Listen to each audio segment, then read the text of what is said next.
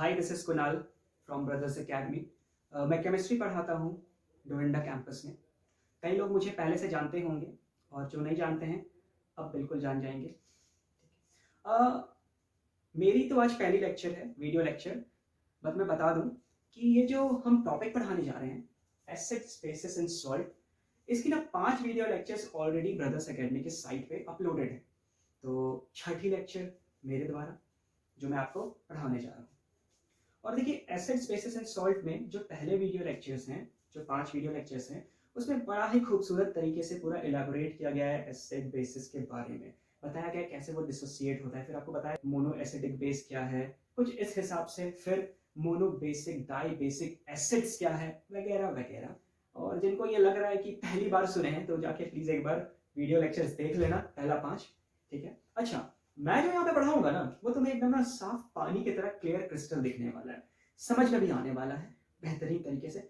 बस मेरे साथ जुड़े रहना, शब्द टू शब्द का कनेक्शन एकदम बनाते रहना। ठीक है। तो देखो, हम जो करने वाले हैं वो है chemical properties of acids and bases. Chemical properties जैसे ही दिमाग में जाता है तो उससे क्या समझ में आता है? केमिकल से रिलेटेड कुछ बातें। ठीक है। अच्छा, उससे पहले मैं पूछता हूं कि फिजिकल प्रॉपर्टी मतलब तो तुम जानते ही होंगे। जैसे कि तुम्हारा पहला चैप्टर जो है केमिकल रिएक्शंस एंड इक्वेशंस, कईयों के किताब में वो chemical changes and physical changes के नाम से रहता है। ठीक है। तो हम किस चीज की बात कर रहे हैं? केमिकल चेंजेस की। ठीक है। अच्छा, और केमिकल चेंजेस क्या हो रहा है? इसका मतलब कुछ ऐसा हो रहा है कि जैसे कि मान लो कि कुछ अलग अलग चीजों को हम मिलाएं, और हो सकता है बाहर से कुछ एनर्जी सप्लाई किए, हीट के फॉर्म में, लाइट के फॉर्म में, या फिर इलेक्ट्रिसिटी के फॉर्म में, या किसी भी फॉर्म में। और फिर क्या हुआ कि वो कुछ 2-4 चीजें नई चीजों में बदल गई कंप्लीटली। फॉर एग्जाम्पल, हवा से मैंने हाइड्रोजन गैस लिया, इन्हीं हवाओं से मैंने ऑक्सीजन गैस लिया। मतलब टेक्निक है, निकाल लिया, लोग निकालते हैं, साइंटिस्ट, केमिस्ट। उसके बाद क्या, उन दोनों गैसों को मैं एक कंटेनर में रखा और वहां पे आग लगा दिया। ठीक है। आग लगाने के बाद क्या हुआ ना कि वहां से पानी बरसी। तुम समझ रहे होगे मैं क्या कह रहा हूं? कि कहने का मतलब क्या, हाइड्रोजन गैस और ऑक्सीजन गैस दोनों रिएक्ट किया तो क्या प्रोड्यूस हुआ? पानी, यानी वाटर। अच्छा, पहले तो वाटर वेपर बनेगा, फिर वो धीरे से ठंडा होगा और फिर वो पानी में परिवर्तित हो जाएगा। तो इससे हम क्या सीख मिली हमें? सोचो कि हाइड्रोजन गैस एक ऐसा चीज है जो जलता है, ऑक्सीजन गैस एक ऐसा चीज है जो जलने में मदद करता है, और पानी क्या है? आग बुझाता है। यानी तीनों चीज अलग अलग, हाइड्रोजन गैस अलग, ऑक्सीजन गैस अलग, और जो नया सब्सटेंस बना वो भी अलग। तो इन्हीं चेंजेस को हम कहते हैं केमिकल चेंजेस। इससे तो तुम इत्तेफाक रखते ही हो। अब दूसरी बात कि हमें इसमें क्या पढ़ना है, chemical properties of acids and bases. तो देखो, कुछ यूं हुआ होगा कि जैसे ना क्या हुआ ना कि अभी लॉकडाउन जब मार्च में बंद हुआ था, तो लोग ना बड़ा केक बना रहे थे, फिर अलग अलग रेसिपीज, प्लस नॉनवेज भी बहुत कम खा रहे थे, डर से कि कहीं कोरोना ना हो जाए। तो फिर उसके जगह पे पनीर बना रहे थे, पनीर की खूब सारी रेसिपीज। तो देखो, मेरा मेन इंग्रेडिएंट क्या था? पनीर। अब उसको कोई बना रहा है पनीर लबाबदार, कोई बना रहा है कड़ाही पनीर, कोई बना रहा है पनीर दो प्याजा, कोई बना रहा है पनीर बटर मसाला, कोई बना रहा है पनीर टिक्का बटर मसाला, तो कोई बना दे रहा है क्या, कुछ भी, कोई भी पनीर। ठीक है ना, उस हिसाब से। तो मेरा मेन इंग्रेडिएंट यहाँ पे क्या था? मेन चीज पनीर। अब उसके साथ हम एक्सपेरिमेंट कर रहे हैं, अलग अलग चीज देख के, अलग अलग चीज डाल के, मसाले, तेल मसाले डाल के, और देख रहे थे कि अलग अलग पनीर की डिशेस तैयार हो रही है। तो यहाँ पे भी हम वही करने वाले हैं। यानी हमारा जो मेन इंग्रेडिएंट है वो है एक एसिड, और दूसरा हो जाएगा बेस। और फिर उनके साथ कुछ हम अलग अलग चीजें, मतलब छेड़खानियां करने वाले हैं, कुछ मिला दिए उसमें, तो देखे कुछ नया चीज बना। तो उन्हीं को हम पढ़ने वाले हैं। ठीक है ना? अच्छा, ठीक है। अच्छा जी, एक बात मुझे बताओ कि ठीक है, तो हम एसिड और बेस को किस चीज से टेस्ट करें, मतलब किस चीज से टेस्ट करें? टेस्ट नहीं, टेस्ट। तो मेरे दिमाग में जैसे कि बुक में भी लिखा हुआ है कि चलो ठीक है, अब मान लो कि जिस जमाने में ये चीज रिसर्च हो रहा होगा, उन्होंने क्या किया होगा कि अलग अलग हो सकता है, एसिड में कोई मिट्टी डाला, कोई पत्थर डाला, कोई फूल डाला, ऐसे कर करके अलग अलग चीज से टेस्ट किया होगा। ठीक है। तो फिर क्या है ना कि क्या है कि मिट्टी हो गया, पत्थर हो गया, फूल, माला, ये सब क्या है ना, वो मिक्सचर है एक तरीके से, अलग अलग, मतलब एक तरीके से वो कंपाउंड्स हैं जिसमें कि वेरियस एलिमेंट्स प्रेजेंट हैं। हमें कुछ इस कदर इसको टेस्ट करना था, वो भी हम करेंगे कि अलग अलग एलिमेंट, यानी हम सब शुरुआत करते हैं मेटल्स से। तो हम बात कर रहे थे कि एसिड को मेटल से रिएक्ट करा के देखना है। मेटल सुनते ही तुम्हारे जहन में जाता है और दिमाग को क्या समझ में आता है? ठीक है। मेटल यानी अगर मैं सोचूं मेटल के बारे में तो मुझे अपनी बाहर की गेट के बारे में दिमाग में आता है, फिर मेरी कार की बॉडी के बारे में दिमाग में आता है, उसके बाद जो इसमें मैं खाता हूँ यूटेंसिल्स हो गई, बर्तने हो गए, उनके बारे में दिमाग में आता है, सोने की अंगूठी, चांदी के सिक्के, कॉपर की वायर, इनके बारे में मुझे नजर आता है। फिर सीढ़ियों में जो एल्यूमिनियम वाली वो जो स्टील की रेलिंग्स लगे होते हैं उनके बारे में नजर आता है, दरवाजे की कुंडी, इनके बारे में दिमाग में आता है। ये चीजें लकड़ी, पानी, हवा, तकिया, रुमाल सबसे अलग दिखती हैं, बोर्ड से अलग दिखती हैं, अलग तरीके से, मतलब उनकी फिजिकल प्रॉपर्टीज भी होती हैं, वो हार्ड होते हैं, थोड़े से वो शाइनिंग होते हैं, और उससे अगर तुम बजाओ दो चीज को ऐसे टकराओ तो वो टन टाइप से सोनोरस साउंड भी प्रोड्यूस करते हैं। तो इसका मतलब क्या हो गया कि बहुत सारे उनकी प्रॉपर्टीज को देखते हुए, दिमाग में रखते हुए उन्हें अलग तरीके से कैटेगराइज कर लिया गया और कह दिया गया कि वो मेटल है। ठीक है। तो कुछ मेटल्स के नाम मैंने यहाँ पर लिखे हैं, जैसे कि potassium, sodium, calcium, magnesium, aluminium, zinc, iron etcetera, सारी यहाँ पे लिखी हैं। अब ना हम कैसे टेस्ट करेंगे इसको, वही देखना है। मान लो उस जमाने की बात करें जब साइंटिस्ट ये एक एक मेटल सेपरेट कर लिए होंगे, आइसोलेट कर लिए होंगे, और अब वो एसिड यानी हिंदी में अम्ल भी कहते हैं, उस हिसाब से इसको टेस्ट करने जा रहे हैं। अब देखो मैंने क्या किया है, एक सेटअप तैयार किया है, मतलब उस जमाने के हिसाब से कि ये एक बीकर है, ठीक है, ग्लास बीकर, और उसमें मैंने एक एसिड डाल दिया। उस एसिड का नाम है म्यूरियाटिक एसिड, मतलब पानी भी उसमें मिला हुआ है और उसका सोल्यूशन है ना। अब म्यूरियाटिक एसिड क्या होता है, उस देश के हिसाब से उसका नाम है। भारत में ये होता है तो हो सकता है इसका नाम पंकज एसिड, मुकेश एसिड, कुछ उस हिसाब से रहता, मुकेश एसिड, ठीक है। तो उस हिसाब से क्या है, चंदन एसिड, ठीक है, मुकेश ज्यादा ठीक है। तो उस हिसाब से क्या है कि यहाँ पे मैंने इन चीजों को डाल दिया। अब ना एक मेटल यहाँ से चूज करते हैं, ठीक है, आंख में बंद करता हूँ और मान लो किसी को, तो चलो ठीक है, ये सोडियम चूज हुआ। तो सबसे पहले हम क्या करते हैं कि सोडियम मेटल को उठाते हैं, साइंटिस्टों ने किया होगा, और इसमें टुपक ऐसे डाल दिया, ठीक है। तो मान लो कि सोडियम मेटल यहाँ पे आ गया, तो डालते साथ वो चुप तो रहेगा नहीं सोडियम मेटल। क्या होता है कि अचानक से रिएक्शन चालू हुआ और क्या हुआ कि इधर इधर सोडियम यानी इसमें घुल रहा है, ये दिखा रहा हूं मैं एनिमेशन की, ये सोडियम इसमें घुल रहा है, घुल रहा है, घुल रहा है, घुल रहा है, घुल रहा है, घुल रहा है, घुलते घुलते घुलते घुलते घुलते क्या हो गया, ये पूरा इसमें डिसॉल्व हो गया, ठीक है, एनिमेशन था। और साथ में हमें क्या दिखा, कुछ बुलबुलें, ये हमारी आंखों ने देखा, मतलब उनकी आंखों ने देखा, ऑब्जर्व किया कि कुछ ऐसा हुआ, सोडियम इसमें पूरा डिसॉल्व हो गया और दूसरा कुछ बुलबुले यहाँ पे निकलने लगे। अब उन बुलबुलों को के बारे में जानना था, ठीक है, कि वो बुलबुले क्या है। तो उनके पास ना कुछ टेक्निक था, तो उन्होंने क्या किया, इसी कंटेनर को थोड़ा सा मॉडिफाई किया, इसकी कद को छोटा किया, उसके बाद क्या किया, इसे क्लोज किया, यहां से एक ट्यूब इंसर्ट किया उन्होंने, और उस ट्यूब को इधर कहीं ऐसे निकाल दिया, मतलब जो भी गैस होगा इस ट्यूब से होते हुए यहां आएगा, ठीक है। उसके बाद क्या किया उन्होंने, यहां पे एक कंटेनर रखा और उस कंटेनर के अंदर कुछ डाला, क्या डाला वो भी मैं नाम लिख दे रहा हूं, उसके अंदर डाला उन्होंने सोप सोल्यूशन।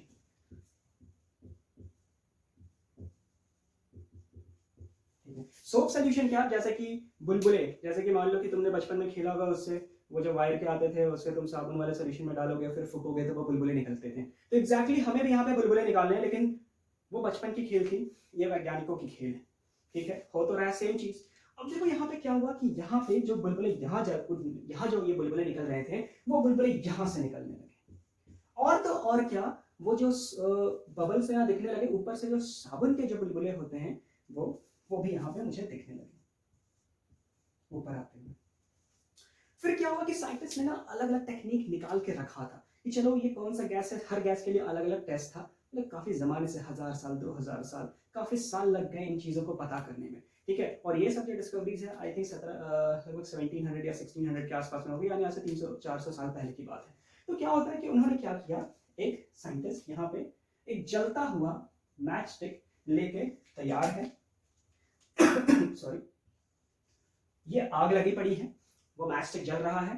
अब यहाँ पे क्या होने वाला है कि जो ही ये मैच स्टिक, जलता हुआ मैच स्टिक, यानी इस बुलबुले से आपस में मिलन होगा तो वहां पे क्या होगा, कुछ पॉप साउंड निकलेगा। ये क्या होगा, बुलबुला फटेगा, ठीक है, यानी उसको मैं दिखा रहा हूँ फटते हुए, ठीक है, ये फटा बुलबुला मतलब बुलबुला और पॉप साउंड किया, जैसे अंग्रेजी में पॉप साउंड लिखा हुआ है ऐसे फट फट ऐसा आवाज आता है, ठीक है, उस हिसाब से।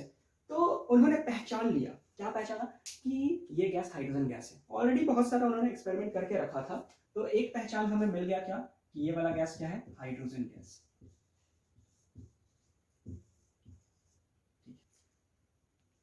तो अभी तक हमने एक्सपेरिमेंट वो वाला देख लिया कि उसमें हाइड्रोजन गैस डिटेक्ट हो गया, कि जैसे ही हम सोडियम को उस म्यूरियाटिक एसिड में डाले तो मुझे क्या मिला, हाइड्रोजन गैस तो मिल गया।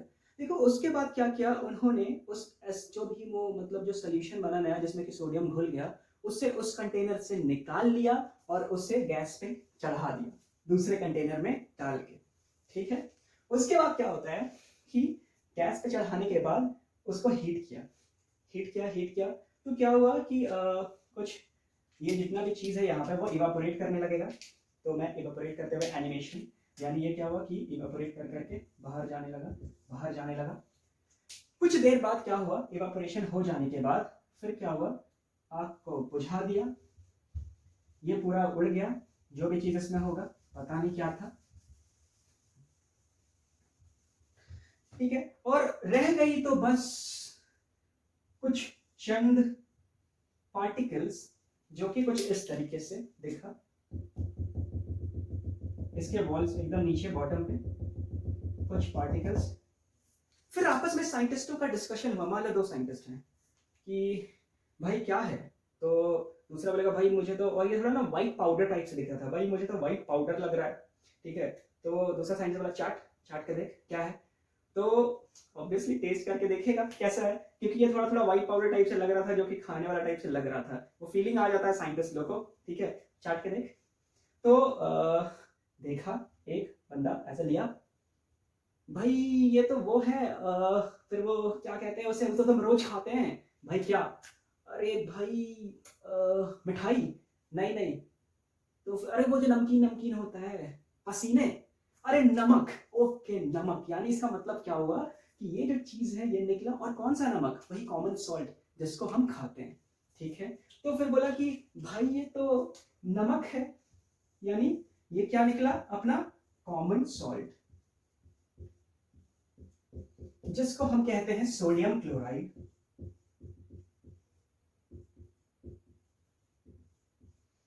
ठीक है। तो देखो ये आपस में इन लोग की बात हुई कि भाई ये तो नया खोज है, ये तो नई खोज है, मतलब मैंने क्या किया, सोडियम को डुबक से डुबाया किसमें, म्यूरियाटिक एसिड में, फिर क्या हुआ कि उससे जो गैस निकलना था वो निकल गया, उसे मैंने कलेक्ट कर लिया, वो हाइड्रोजन गैस है, और उसके बाद मैंने इसे इवेपोरेट कर दिया, और उसके बाद क्या हुआ कि जो मेरा रेसिड्यू बचा वो क्या है, नमक, कॉमन सॉल्ट। तो उन्होंने सोचा अरे यार देखा कि सोडियम को मैंने इसमें डाला, हाँ दाढ़ी खुजलाने लगे, मतलब सोच रहे हैं कि अरे क्या हुआ यार, हाँ मतलब सोडियम को मैंने इसमें डाला, और उसके बाद फिर कुछ कुछ ऐसा हुआ, और फाइनली मुझे सोडियम क्लोराइड मिला। जो हम समुद्र में जा रहे हैं, इतना मेहनत कर रहे हैं, उसको सुखा रहे हैं, इवापोरेट कर रहे हैं, मतलब बहुत ज्यादा आसान है, ठीक है। तो वहां से हमको नमक मिला, मानो सोडियम क्लोराइड, और यहाँ से भी वही मिला। तो उनके दिमाग में आया कि चलो क्यों ना हम सारी चीजों को एक एक करके करते हैं रिएक्ट, एक एक करके सारे मेटल से टेस्ट कर लेते हैं और क्या होता है, ठीक है ना। तो यहाँ तुम्हारे जहन में उतर चुका है कि कोई भी मेटल जब एसिड में डुबक से गिरेगा यानी उससे रिएक्ट करेगा तो क्या प्रोड्यूस होगा, एक तो हाइड्रोजन गैस निकलेगा ही, लेकिन वो डिपेंड करेगा किस तरह का मेटल है। तो अलग अलग मेटल को अलग अलग उन्होंने टेस्ट करना चालू किया, ठीक है। तो टेस्ट करते करते उन्होंने क्या देखा कि पोटाशियम डाला, हाइड्रोजन गैस निकला, सोडियम डाला, हाइड्रोजन गैस निकला। यही टेस्ट करते करते उन्होंने यहां तक पहुंचा, एकदम निकला। कॉपर डाला नहीं निकला, मरकरी डाला नहीं निकला, गोल्ड सिल्वर डाला नहीं निकला। तो उन्होंने समझ गया कि अच्छा ठीक है, कुछ चंद मेटल्स हैं, ठीक है, जो कि हाइड्रोजन गैस प्रोड्यूस कर सकते हैं, ठीक है। फिर उन्होंने इसको केमिकल इक्वेशन के फॉर्म में लिखा। तो चलो अब हम इसको सीधे आ रहे हैं, मतलब केमिकल इक्वेशन यानी केमिकल रिएक्शन के फॉर्म में हम इसको रिप्रेजेंट करने जा रहे हैं। तो हमें इसे केमिकल इक्वेशन के फॉर्म में लिखना है। सो मैंने यहाँ पे लिखा, ठीक है, सोडियम को मैंने HCl में डाला था। अच्छा हाँ, म्यूरियाटिक एसिड का पता चल गया था कि वो हाइड्रोक्लोरिक एसिड है ना। तो याद रखना कभी कभी क्वेश्चन में आ सकता है, यानी मैं इसलिए इस कहानी की तरह बताया कि तुम्हें पता चल जाए कि म्यूरियाटिक एसिड किसको कहते हैं, यानी कॉमन नेम है किसका, हाइड्रोक्लोरिक एसिड का। तुम्हारे जहन में उतर चुका होगा। ठीक है, तो फिर क्या कर रहे हैं हम, सोडियम को उसमें डालें और फाइनली मेरा क्या प्रोड्यूस हो रहा है, नमक था जो कि पानी में घुला था, बाद में हमने उसे इवेपोरेट किया, तब मुझे पता चला कि ये सोडियम क्लोराइड है। जब घुला हुआ उसका रूप रहेगा तो हम ऐसे ही दिखाते हैं सोडियम क्लोराइड यानी एक्वस सॉल्यूशन, साथ में क्या, हाइड्रोजन गैस प्रोड्यूस हुआ।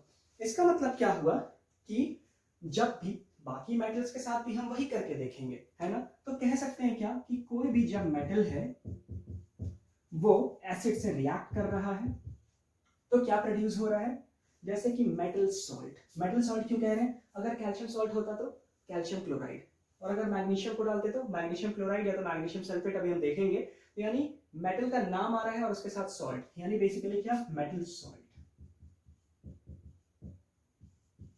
और साथ में हाइड्रोजन गैस।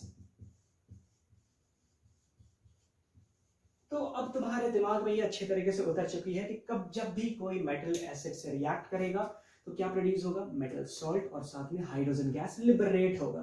ठीक है, दूसरी बात क्या है कि उन्होंने अलग अलग मेटल्स को डिप कर करके देखा, रिएक्ट करा के देखा HCl के साथ या कोई भी एसिड के साथ, तो हुआ क्या कि जितने भी एसिड थे वो टेस्ट कर गए, पास, मतलब पास कर गए टेस्ट को, यानी हाइड्रोजन वाला, हाइड्रोजन गैस लिबरेट हुआ, पॉप साउंड वाला चीज, यानी potassium, sodium, calcium, magnesium, aluminium, zinc, iron, tin, lead, थोड़ा मैंने मॉडिफाई किया है यहाँ तक, लेकिन उसके नीचे कॉपर को डाला, मरकरी को डाला, मर्क्यूरी यानी, तो फिर हाइड्रोजन गैस मेरा रिलीज नहीं हुआ। तो इससे क्या पता चला कि कुछ मेटल्स हैं जो कि थोड़े ज्यादा रिएक्टिव है, जो कि क्या कर रहे हैं यहाँ पे, जो कि इस हाइड्रोजन एटम को क्या कर दे रहे हैं, रिप्लेस कर दे रहे हैं और खुद अपना जगह वहां पे बना ले रहे हैं। ठीक है, तो यानी कहा गया क्या कि कुछ ऐसे मेटल्स हैं जो कि काफी ज्यादा रिएक्टिव हैं, यानी किससे, हाइड्रोजन से ज्यादा रिएक्टिव हैं, वो हाइड्रोजन को डिस्प्लेस कर देते हैं और खुद उनका जगह ले लेते हैं। वही मेटल्स हाइड्रोजन गैस प्रोड्यूस करने के लिए केपेबल है ना। यहाँ भी तुम अच्छे से समझ में आ गया। उसी तरह तुम सोडियम, कैल्शियम, मैग्नीशियम सबके साथ वैसे रिएक्शन लिख सकते हो, जैसे फॉर एग्जांपल मैं दिखाता हूँ, मान लो कैल्शियम ले लो या तो आयरन ले लो या कैल्शियम ले लो, चलो, प्लस इस बार हम ले लेते हैं सल्फ्यूरिक एसिड,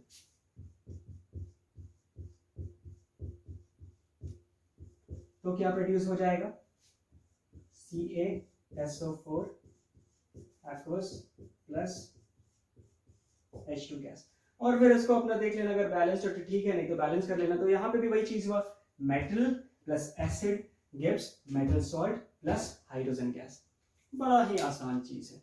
अब एक छोटी सी और बात, थोड़ा सा डीप में चलते हैं, मतलब ज्यादा डीप नहीं जाएंगे, हल्की सी, मतलब समुद्र के अंदर नहीं जाएंगे, मतलब अंदर डाइव नहीं करेंगे, ऊपर थोड़ा बस पानी में उतर रहे हैं, ठीक है ना, उस हिसाब से।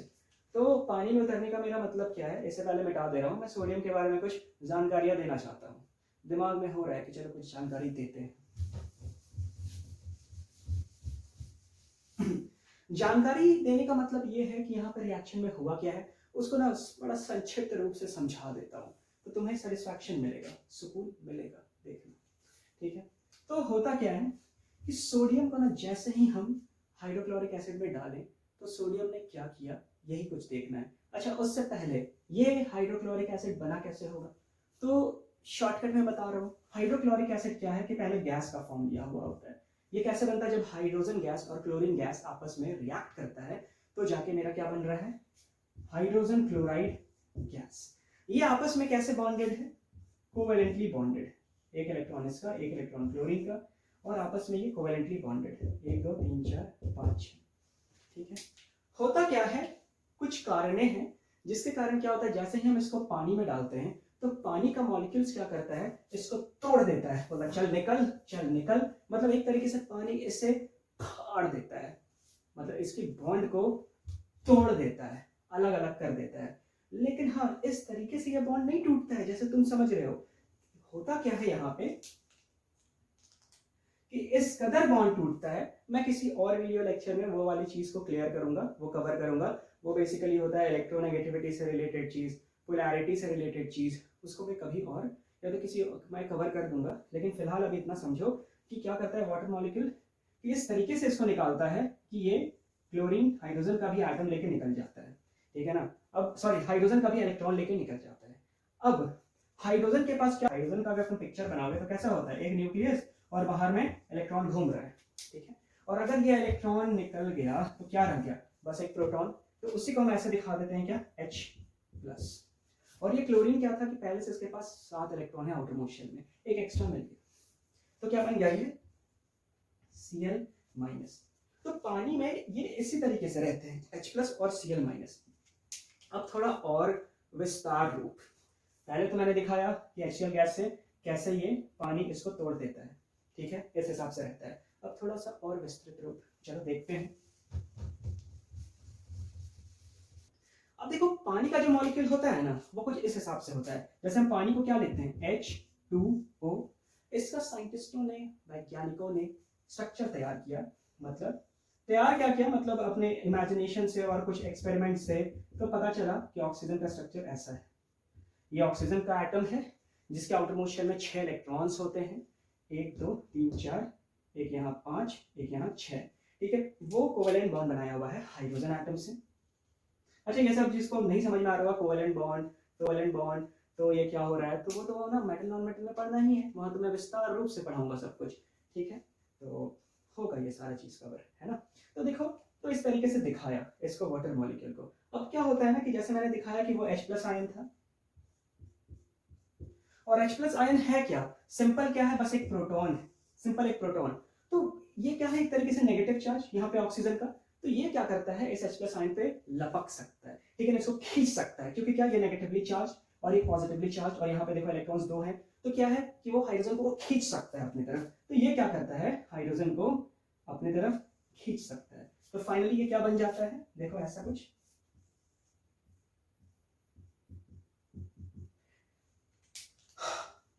ये तो 2 इलेक्ट्रॉन इधर ही रहा, अब एक इलेक्ट्रॉन हाइड्रोजन, ये ऑक्सीजन का हाइड्रोजन के पास चला गया, मतलब कोवेलेंटली बॉन्डेड है, शेयर कर लिया, ठीक है ना। और फिर ये जो नया चीज तैयार हुआ उसको हम कहते हैं हाइड्रोनियम आयन।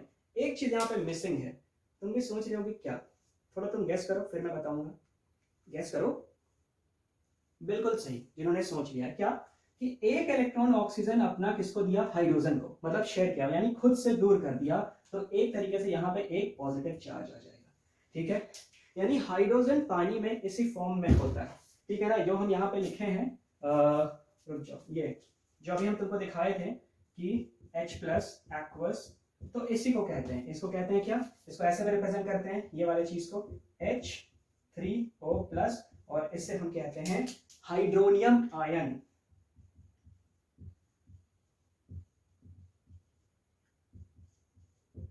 आयन, ठीक है। तो पहला कहानी यहां तक हो गया, किसके बारे में हम बताएं, HCl के बारे में। अभी मैं मिटा रहा हूं, वीडियो पॉज करना, उसके बारे में समझना, फिर देखना। अब बताने जा रहे हैं, मतलब एक एक करके सबका परिचय दे रहे हैं, नायक नायिका का, ठीक है, नायक का दे दिया, अब नायिका का दे रहा हूं, सोडियम का। तो जैसे ही सोडियम उतरा, कहां पे, या उत्तरी, जो भी तुमको समझना है, नायक नायिका, उसने क्या किया, सोडियम ने इलेक्ट्रॉन लूज किया अपना आउटर मोस्ट शेल में। सोडियम का एटॉमिक नंबर होता है 11, और उसे नील बोर वाले हिसाब से लिखो, इलेक्ट्रॉनिक कॉन्फ़िगरेशन तो आ जाता है 281।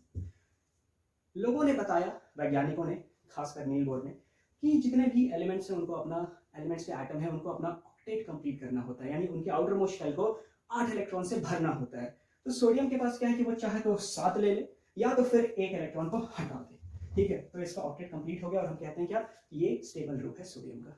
तो सोडियम वही काम यहाँ पे करने वाला है, क्या, जैसे ही पानी सोल्यूशन में उतरा, यानी एसिडिक सोल्यूशन में, उसने क्या किया, एक इलेक्ट्रॉन लूज किया और खुद बन गया Na+। ये Na+ कैसे हुआ, पहले सोडियम का एटॉमिक नंबर मैंने बताया 11, 11 प्रोटॉन्स, 11 इलेक्ट्रॉन्स, पॉजिटिव चार्ज मतलब कितना है 11, नेगेटिव चार्ज कितना है 11, एक इलेक्ट्रॉन निकल गया, तो पॉजिटिव चार्ज कितना बचा 11, और नेगेटिव चार्ज हो गया 10, तो ऑब्वियसली एक यूनिट पॉजिटिव चार्ज बढ़ गया, तो जिसके कारण क्या हो गया, ये Na+ और ये हो गया इलेक्ट्रॉन, ठीक है ना। अब देखो इस Na+ को भी हम इस हिसाब से लिखते हैं, उसमें ये एक्वस, यानी ये पानी में उतर चुका है, पानी का मॉलिक्यूल इसको घेर चुका है, ठीक है, इस हिसाब से। अब ना ऊपर वाला रिएक्शन बैलेंस नहीं है, तुमने देखा होगा, सब कुछ तो ठीक है, एक सोडियम एक सोडियम, एक क्लोरीन, लेकिन हाइड्रोजन कितना, वहां तो यहाँ पे एक, तो चलो हम इसको क्यों ना बैलेंस कर दें। देखो तो अब बैलेंस हो गया क्या, मुझे लगता है अभी भी नहीं हुआ, तो यहाँ पे भी 2 लगा दो, और फिर यहाँ पे भी 2 लगा दो, अब मुझे लगता है बैलेंस्ड है। देखो तो 2Na 2Na 2H 2H 2Cl 2Cl। तो ये हो गया मेरा बैलेंस्ड केमिकल इक्वेशन। इससे हम क्या समझे कि कहने कहीं ना कहीं क्या है, यहाँ पे 2 सोडियम एटम है, तो 2 सोडियम एटम क्या करेगा, 2 Na+ सोडियम आयन बनाएगा और साथ में 2 इलेक्ट्रॉन रिलीज करेगा। तो इसके पीछे भी कुछ मकसद है इसका। अब जैसे कि मैंने क्या बताया था कि जो H+ आयन HCl से निकला है वो क्या करेगा, मान लो कि यहाँ पे अब हो गया 2 हाइड्रोजन आयन, ठीक है ना, वो हाइड्रोनियम आयन के फॉर्म में था, लेकिन अब क्या होगा कि वो इलेक्ट्रॉन गेन करेगा। होता है ऐसा, केमिकल रिएक्शन में वैसा देखा गया, ऑब्जर्व किया गया। तो होगा क्या कि ये जो H+ आयन है, 2 हाइड्रोजन आयन मिलके 2 इलेक्ट्रॉन गेन करेगा और क्या बन जाएगा, H2, यानी ऐसे बन जाएगा, एक इलेक्ट्रॉन इसके पास, एक इलेक्ट्रॉन इसके पास, और साथ में क्या किया, कोवेलेंट बॉन्ड बना लिया, ठीक है। तो इसी को हम क्या कह दिए, H2 गैस। तो एकदम इक्वेशन, एकदम रिएक्शन तुम्हारा क्लियर है। अब पानी में क्या रह गया, मतलब उस सॉल्यूशन में क्या रह गया, तो ये वाला चीज, और जो मैंने क्या कहा था, ये वाला चीज, यानी क्या क्या रह गया है पानी में, Na+, यानी कितना है वो 2 है, और एक रह गया Cl-। मान लो 2 दिखा दे रहे हैं, ऐसे तो 2 और 2 ये मैं दिखा रहा हूँ, ऐसे तो बहुत सारा रहेगा, लेकिन इस बैलेंस केमिकल इक्वेशन के हिसाब से मान रहा हूँ कि ठीक है, अगर 2 सोडियम आयन होगा तो 2 क्लोरीन आयन भी होगा, यानी क्लोराइड आयन, ठीक है ना, उस हिसाब से। अब देखो तो ये किस हिसाब से रहता है पानी में, एक्वस सॉल्यूशन, यानी पानी का मॉलिक्यूल इसको घेरा हुआ रहता है। ये मैं किसी और वीडियो लेक्चर में बताऊंगा, तो तुमको समझ में आ गया कि यहाँ पे क्या हुआ है, ठीक है ना। तो ये था, और इसी NaCl से जब पानी उड़ जाएगा तो इन लोग आपस में जुड़ जाता है, और जुड़ जाता है क्यों, क्योंकि ये हो गया पॉजिटिवली चार्ज, ये हो गया नेगेटिवली चार्ज, तो फिर क्या होता है, एक Na+ दूसरा Cl- आयन के साथ ऐसे जुड़ता है, और ऐसे दूसरा बहुत सारे क्रिस्टल्स फॉर्म हो जाते हैं, ठीक है ना, Na+ Cl-, वैसे कर करके पूरा सॉलिड क्रिस्टल क्रिएट कर देता है, ठीक है। तो ये था कहानी, और मुझे लगता है कि एक अध्याय समाप्त।